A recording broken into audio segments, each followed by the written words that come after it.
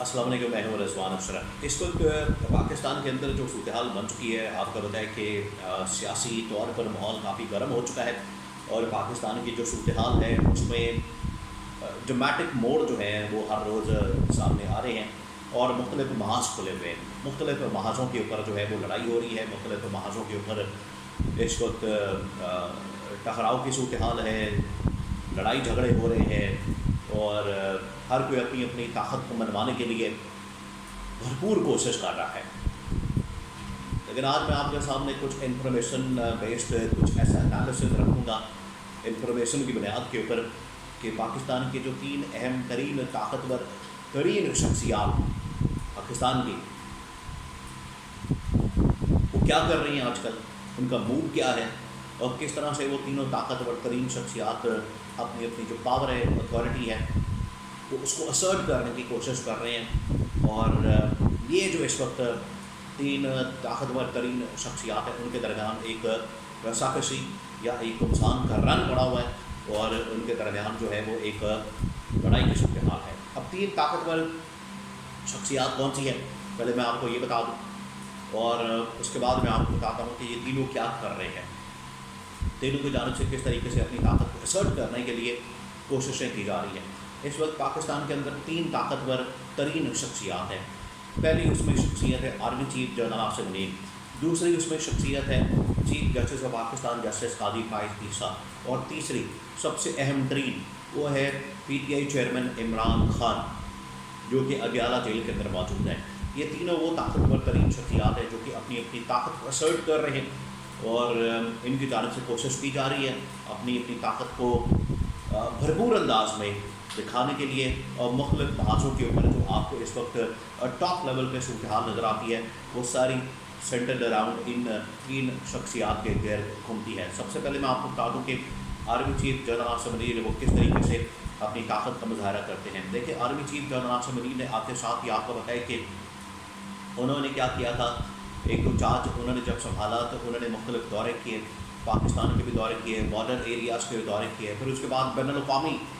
دوروں کے اوپر چلے گئے۔ اب انہوں نے کام کیا کیا، سب سے پہلے جو کہ مختلف آرمی چیف آ کے کرتے ہیں، لیکن انہوں نے تھوڑا سا مختلف کام یہ کیا کہ انہوں نے بزنس مین کے ساتھ ملاقاتیں شروع کر دی، لاہور کے اندر بھی ملاقاتیں کی، کراچی کے اندر بھی ملاقاتیں کی، اسلام آباد کے اندر بھی ملاقاتیں کی۔ پھر اس کے بعد انہوں نے کیا کیا کہ انہوں نے ان ملاقاتوں کے بعد جو اکانومی کو مسائل درپیش تھے اس کے حل کے لیے یہ کام کیا کہ ایک SIFC بنا دی، اسپیشل انویسٹمنٹ فیسیلیٹیشن کونسل، اور اس پر یہ جو SIFC ان کی جانب سے بنائی گئی تھی، یہ اصل میں انٹرنیشنل بہت سارے لوگوں نے کہا تھا، جس میں محمد بن سلمان ہو گئے یا اور بھی اس طرح کے ممالک، کہ آپ ایک SIFC بنا دیں، اسپیشل انویسٹمنٹ فیسیلیٹیشن کونسل بنا دیں، تاکہ اسٹیبلشمنٹ جو ہے وہ ان معاملات کو دیکھ سکے۔ اور یہاں پر گورننس کے بہت زیادہ مسائل ہوتے ہیں، کرپشن کے بہت زیادہ مسائل ہوتے ہیں، یہاں پر لوٹ مار کے بہت زیادہ مسائل ہوتے ہیں، اور کیک بیکس کے، ہم یہاں پر انویسٹمنٹ کرنے آتے ہیں لیکن ہم سے کمیشن اور کیک بیکس مانگی جاتی ہیں۔ تو یہ اگر آپ اس کو حل کریں تو اس پر پھر آرمی چیف نے ایک SIFC بنا دی تھی، اسپیشل انویسٹمنٹ فیسیلیٹیشن کونسل، جو کہ آج کل اب بڑھتی زیادہ آگے نظر نہیں آتی، اور جتنی انویسٹمنٹ اور جتنی کاوشیں، جتنی وہ کوششیں کی گئیں، وہ لگتا ہے کہ زیادہ کارآمد ثابت نہیں ہوئی، اور اب پاکستان کے اندر نہ کوئی دورہ ہو رہا ہے، نہ کوئی انویسٹمنٹ آ رہی ہے، نہ کوئی سرمایہ کاری آ رہی ہے، اور جو پہلی سرمایہ کاری آنی تھی وہ محمد بن سلمان کی جانب سے آنی تھی، لیکن اب ان کا دورہ ہی کینسل ہو گیا، اس وجہ سے یہ سرمایہ کاری، یہ معاملہ، یہ پروجیکٹ جو ہے وہ کھٹائی میں پڑ گیا ہے۔ لیکن اس کے باوجود اسٹیبلشمنٹ جو پچھلے 75 سال سے، دیکھیں اسٹیبلشمنٹ پاکستان کے اندر بڑی طاقتور ترین اسٹیبلشمنٹ ہے، 75 سال سے اس نے پاکستان کی سیاست میں اپنے جھنڈے گاڑے ہوئے ہیں، اور انہوں نے پاکستان کی سیاست کے اندر جس طریقے سے کنٹرول کیا ہوا ہے، جس طریقے سے نظام کو کنٹرول کیا ہوا ہے، یہ اتنی آسانی سے پیچھے ہٹنے والے نہیں، اور اس کا اظہار ہمیں مختلف موقع پر نظر آتا ہے۔ پچھلے 2 سالوں کے اندر جو ہو رہا ہے، جو عدلیہ کی جانب سے باتیں کی جاتی ہیں کہ انفلوئنس ہو رہی ہے، پریشر ڈالا جاتا ہے، ہمیں انفلوئنس کیا جاتا ہے، ہمارے اوپر ایک پریشر ٹیکٹکس کے لیے مختلف حربے کنڈے استعمال کیے جاتے ہیں،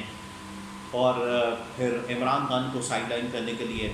پارٹی کو فارغ کرنے کے لیے، ایک تو نئی پارٹیز بھی بنانے کے لیے بہت ساری چیزیں کی گئی پچھلے تقریباً 2 سالوں کے دوران،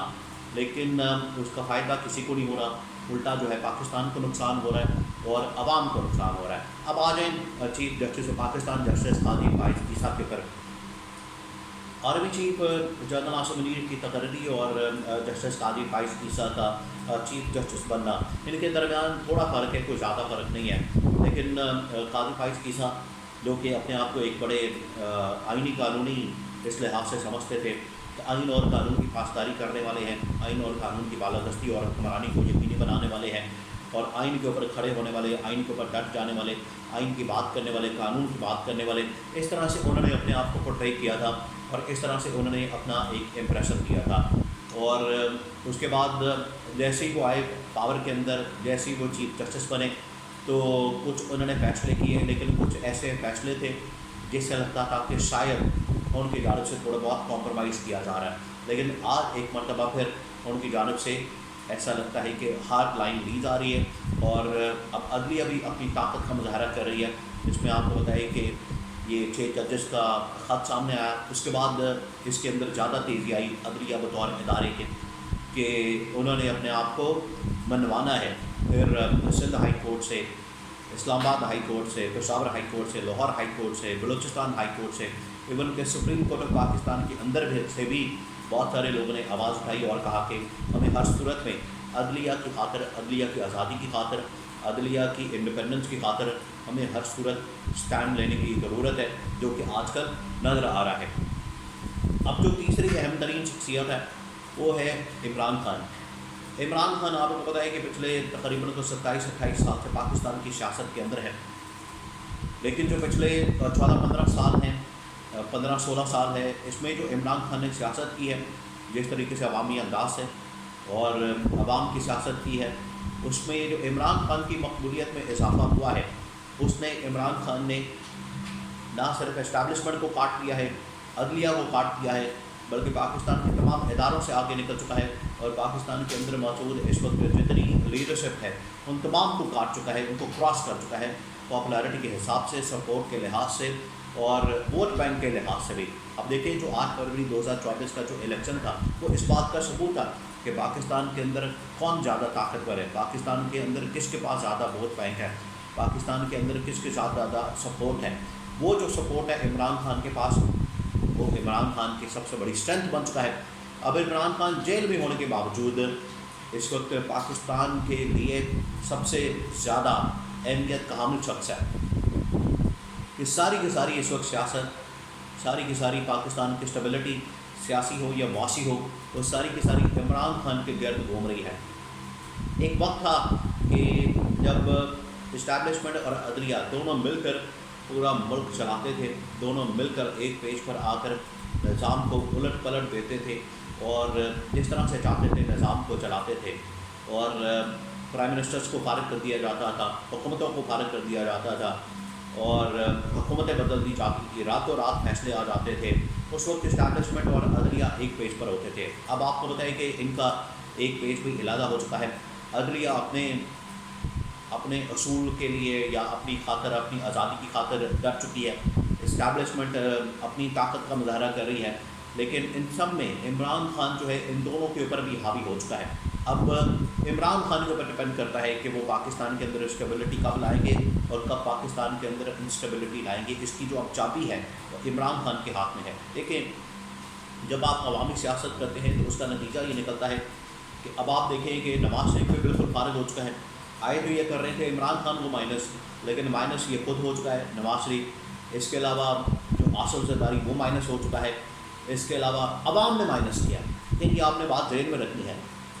کہ عوام جس کو مائنس کرتی ہے وہ پھر مائنس ہو جاتا ہے، عوام جس کو پلس کرتی ہے وہ پلس ہو جاتا ہے۔ عوام نے مائنس کیا ہوا ہے نواز شریف کو بھی، آصف زرداری کو بھی، لیکن اگر عمران خان کو مائنس کرنے کا جو پلان تھا وہ تو ناکام ہو گیا، اور عوام اس کو ووٹ نہ دیتی عمران خان کو تو شاید عمران خان بھی مائنس ہو جاتا۔ لیکن عمران خان کو جو سپورٹ ملی، جو ووٹ پڑا 8 فروری 2024 کو، تاریخی دن، اس دن جو عمران خان نے طاقت دکھائی اس کی وجہ سے عمران خان ان پر حاوی ہو چکا ہے۔ اب ان تینوں کے درمیان ایک طاقت کا جو ٹکراؤ ہے، طاقت کی جو لڑائی ہے وہ چل رہی ہے کہ کون زیادہ طاقتور ہے۔ Imran Khan, chief justice of Pakistan justice Qazi Faez عیسیٰ، یا آرمی چیف جنرل عاصم منیب۔